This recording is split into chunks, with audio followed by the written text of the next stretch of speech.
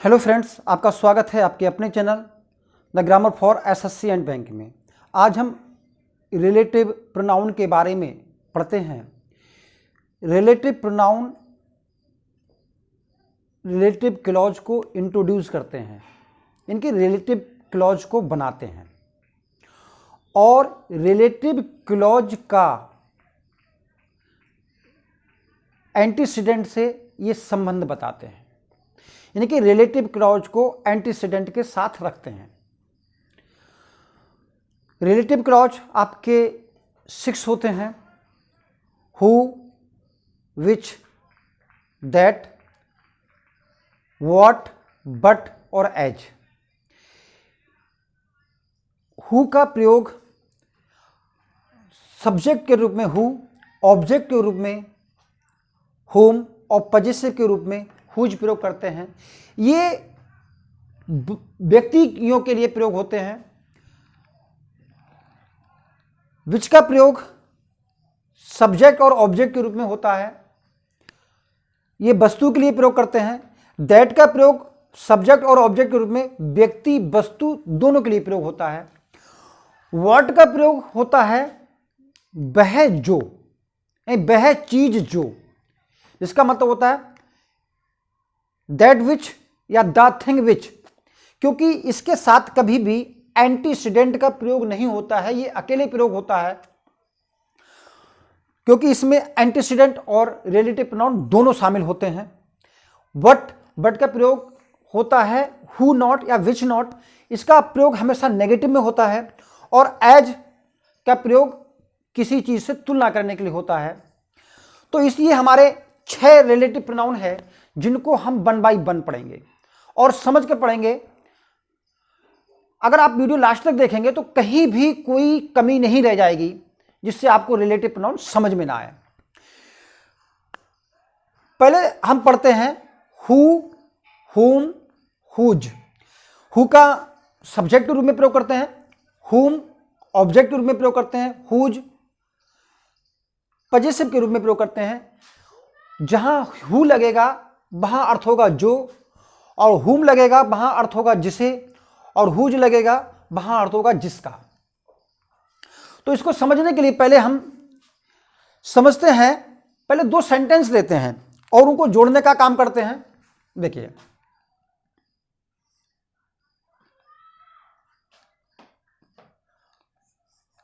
The boy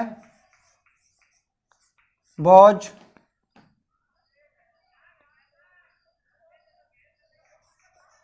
my friend. ये sentence है the boy was my friend, लड़का मेरा मित्र था। इसमें ये सेंटेंस अधूरा जैसा लगता है। अगर हम एक सेंटेंस और करें जो इस सेंटेंस को डिस्क्राइब करे,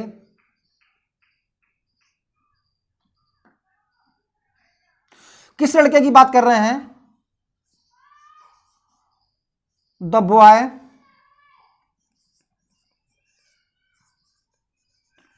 केम हेयर यस्टरडे। ये आपका सेंटेंस है। The boy was my friend, किस लड़के की बात कर रहे हैं? The boy came here yesterday. तो रिलेटिव प्रोनाउन ऐसे 2 सेंटेंस को जोड़ने का काम करता है। तो कैसे जोड़ते हैं? ये जो द बॉय इस सेंटेंस का सब्जेक्ट है, the boy came here yesterday, इस लड़के की बात की जा रही है। तो सेंटेंस देखिए, the boy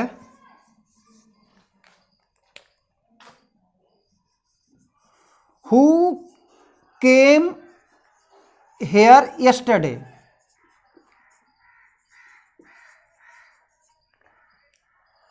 was my friend, was my friend. ये सेंटेंस बना। तो हम इस सेंटेंस को एनालिसिस करते हैं, इस सेंटेंस को समझते हैं। देखिए, ये आपका बना रिलेटिव क्लॉज।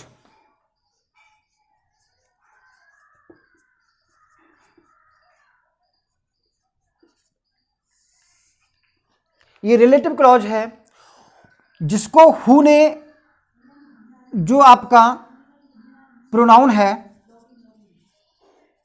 कौन सा प्रोनाउन है? Relative pronoun. इसने इस एंटीसीडेंट को डिस्क्राइब किया है,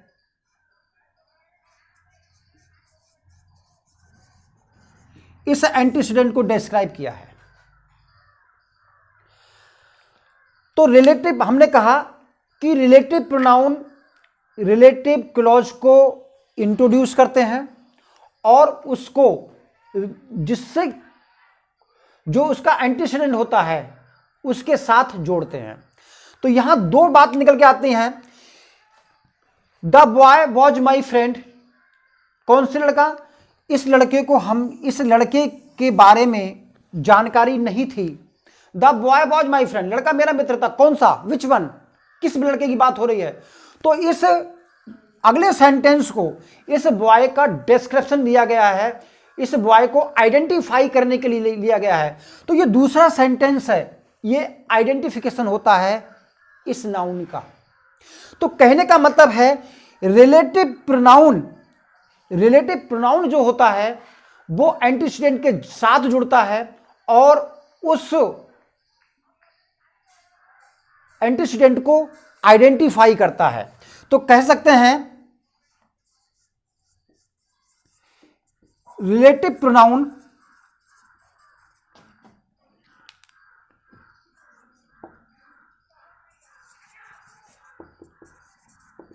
आइडेंटिफाइज द एंटीसीडेंट। अब एंटीसीडेंट को आइडेंटिफाई करेगा तो नेचुरल है कि जो रिलेटिव क्लॉज पूरा है वो एडजेक्टिव का काम करेगा। पहले हम इस क्लॉज को समझते हैं, यानी कि इस अंडरस्टैंडिंग बढ़ाते हैं कि आखिर ये है क्या। तो हमने इस एंटीसीडेंट को डिस्क्राइब किया है, इस एंटीसीडेंट को आइडेंटिफाई किया है और आइडेंटिफाई करने वाला ये आपका पूरा क्लॉज है। और इस क्लॉज को इस रिलेटिव प्रोनाउन ने इंट्रोड्यूस किया है। तो दो तीन बातें निकल के आती हैं। पहली बात, रिलेटिव प्रोनाउन रिलेटिव क्लॉज को इंट्रोड्यूस करता है। दूसरी बात, रिलेटिव प्रोनाउन रिलेटिव क्लॉज को एंटीसीडेंट से जोड़ता है। तो जोड़ने के कारण ये आपका एक कंजक्शन का भी काम करता है। तो एक और दूसरा काम हो गया कंजक्शन का।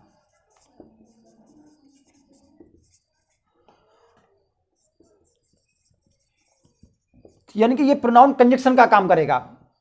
और तीसरी बात, इस एंटीसीडेंट को आइडेंटिफाई करेगा। ये तीन बातें हैं, जोड़ने का काम, इंट्रोड्यूस करने का काम, इसको आइडेंटिफाई करने का काम। ये काम रिलेटिव प्रोनाउन करता है। अब इसको कैसे कैसे करता है अगले समझेंगे, इतना आप नोट कर लीजिए ताकि हम पूरा बोर्ड साफ कर सकें और बेटर रूप से समझ सकें। इतना नोट कर लीजिए।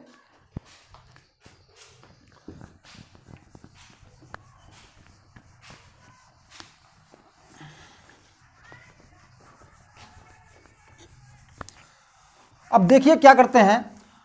इतना आपको पता लग चुका है कि हु, हुम, हुज ये केवल वस्तु के लिए प्रयोग होते हैं, सॉरी व्यक्ति के लिए प्रयोग होते हैं। अब सेंटेंस को देखिए, सेंटेंस आपका वही है, द बॉय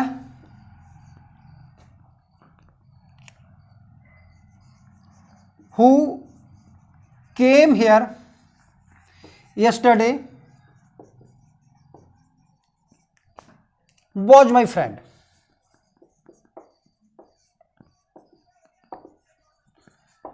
अब हम बात करते, ये तो इसका डिस्क्रिप्शन हो गया। ये आपका रिलेटिव क्लॉज है जिसको रिलेटिव प्रोनाउन ने इंट्रोड्यूस किया है और ये आपका एंटीसीडेंट हो गया, ये हम जान चुके हैं। इस रिलेटिव एंटीसीडेंट को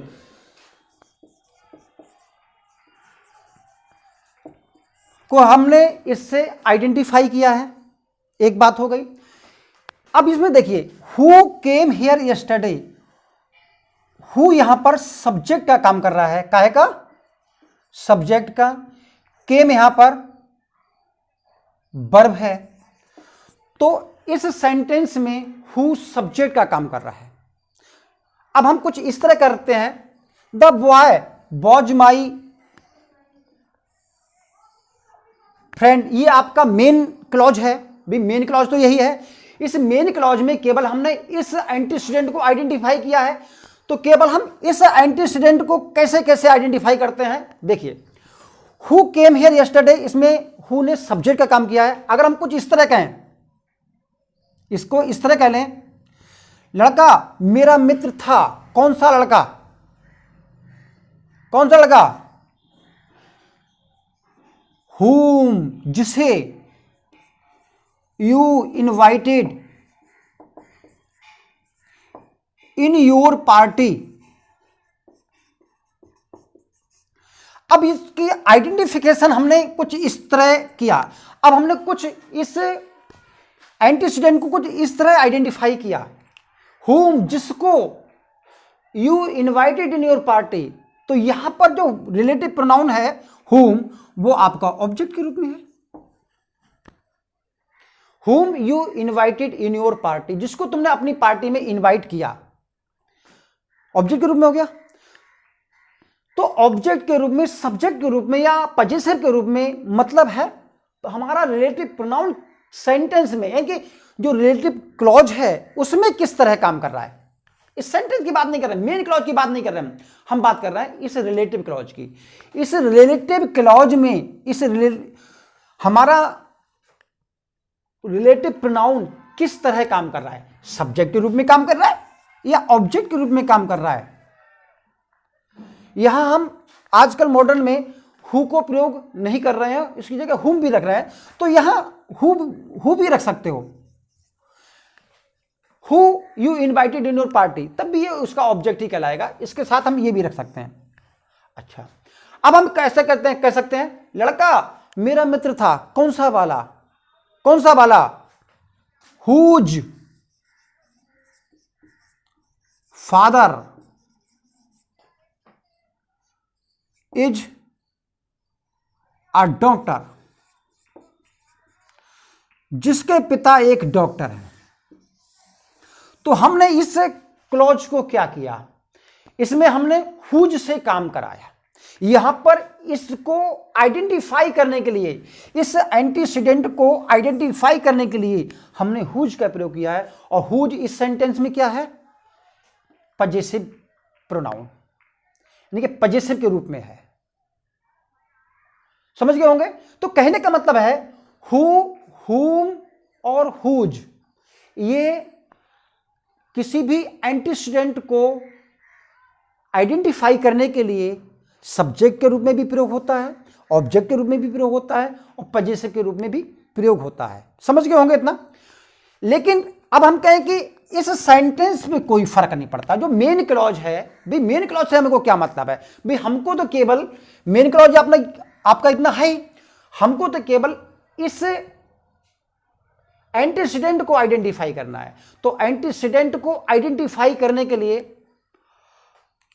हम रिलेटिव क्लॉज का प्रयोग करते हैं। अब हम एक बात और समझ लें, यहां पर जो अब रूल निकल के आते हैं, अब आप रूल पढ़िए। रूल्स क्या हैं, रूल्स ये हैं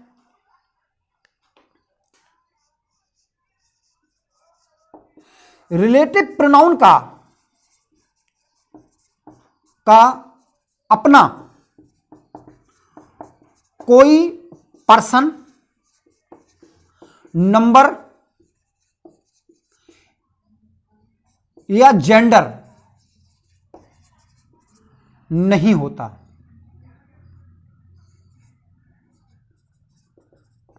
इतना बात समझ लीजिए। तो इस बात को क्या बता रहा है, ये बता रहा है कि रिलेटिव प्रोनाउन, जितने भी रिलेटिव प्रोनाउन हो, इसका अपना कोई नंबर नहीं होता, जेंडर नहीं होता या पर्सन नहीं होता। ये उसी एंटीसीडेंट के अनुसार रखे जाते हैं जिसके साथ ये जोड़े जाते हैं। यानी कि जो इनके एंटीसीडेंट का नंबर होगा, यानी कि जो एंटीसीडेंट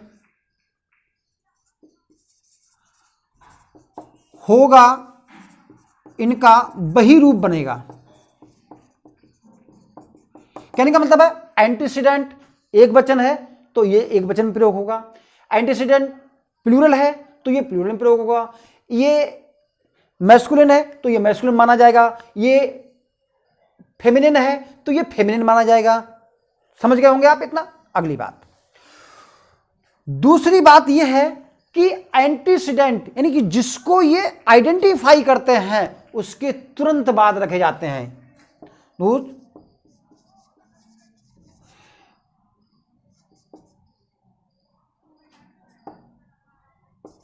रिलेटिव प्रोनाउन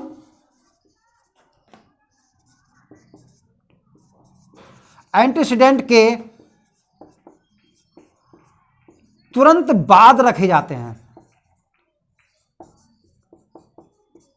यानी कि दोनों साथ साथ रहते हैं। दो बात समझ गए। तो इन बातों को ध्यान में रखकर हम चर्चा करेंगे। सेम रूप होगा, सेम नंबर होगा, सेम पर्सन होगा, दोनों का साथ साथ रखेंगे। अब हम इतना आप नोट कर सकते हैं। अब हम इसको और समझाते हैं, इसके बाद में हम और चीज पढ़ेंगे, क्योंकि सेंटेंस हमको ये समझ में आ जाना चाहिए। देखिए इसमें क्या करा है। अब यहां पर एक तो इसकी वर्ब हो गई, भाई इसके साथ जो वर्ब रहेगी, ये वर्ब जो इसके साथ रहेगी वही इसको तो करेगी, यानी कि इन दोनों के साथ समान वर्ब होगी, और एक वर्ब इसके साथ होगी, ये भी समान ही होगी, यानी कि सब कुछ एक ही है। तो ये दो वर्ब हो गई। अब इसमें देखिए ये दो क्लॉज हैं, एक मेन क्लॉज है, एक आपका सबऑर्डिनेट क्लॉज यानी कि रिलेटिव क्लॉज है। तो इन दो क्लॉजों में दो सब्जेक्ट हो गए भाई, दो सब्जेक्ट। तो दो सब्जेक्ट की बात करिए, दो सब्जेक्ट कौन से हो गए, इस बात पे भी ध्यान रखिए हमेशा, तब कि क्लियर हो जाएगा। एक सब्जेक्ट हो गया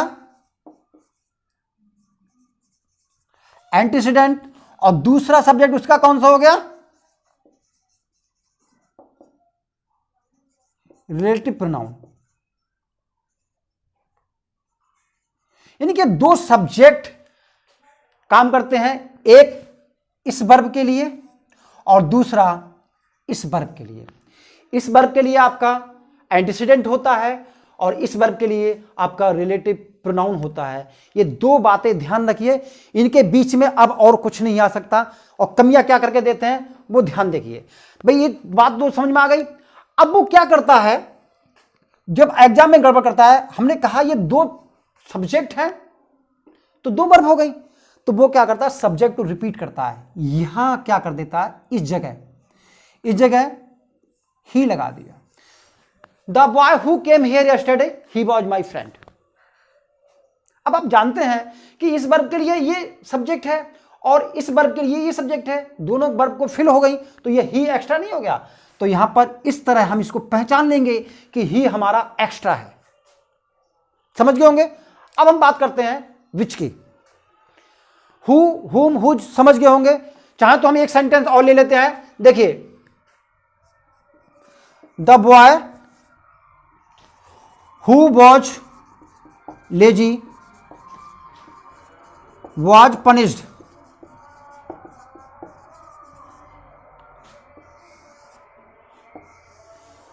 दो क्लॉज, दो verb, the boy who was lazy was punished. तो इस तरह हम हु या हुज, हुम का प्रयोग कर सकते हैं। अब हम विच की बात करते हैं। इतना मिटा दे रहे, समझ गए होंगे अच्छी तरह। अब हम बात करेंगे विच की।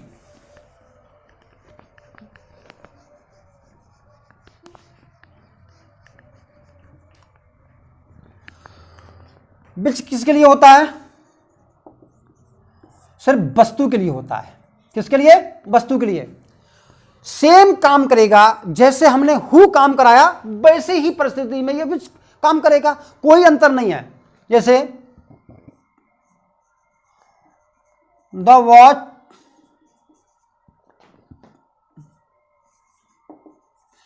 Gives correct time, the watch gives correct time, घड़ी सही समय देती है। कौन सी घड़ी? The watch you gave me, ये सेंटेंस है। तो क्या करते हैं, इस वॉच की बात हो रही है, इस वॉच यहां पर अधूरा लग रहा है, the watch gives correct time, घड़ी सही समय देती है। कौन सी वाली? अधूरा है। इसको जो आइडेंटिफाई करेगा तो वो इस वॉच को ही तो आइडेंटिफाई करेगा। बाकी इस गैप में हम इस वॉच को आइडेंटिफिकेशन लगा देंगे। क्या है? The watch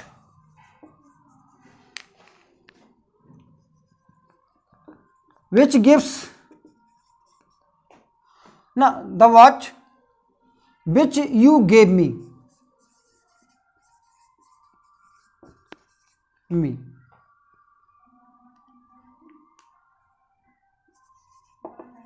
gives correct time.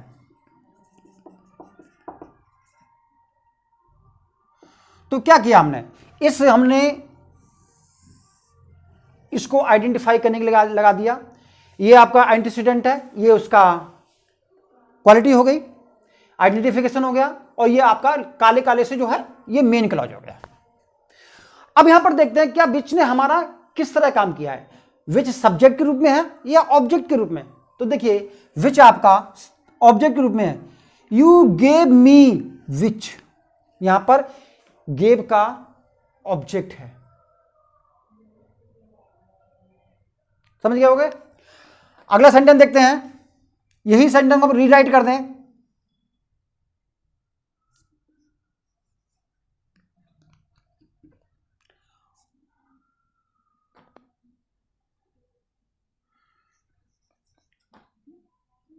The watch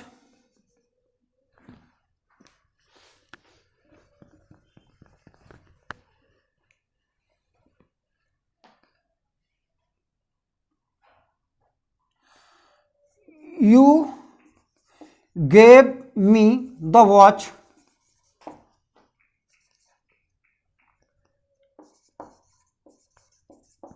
which gives correct time। तो यहां पर क्या है,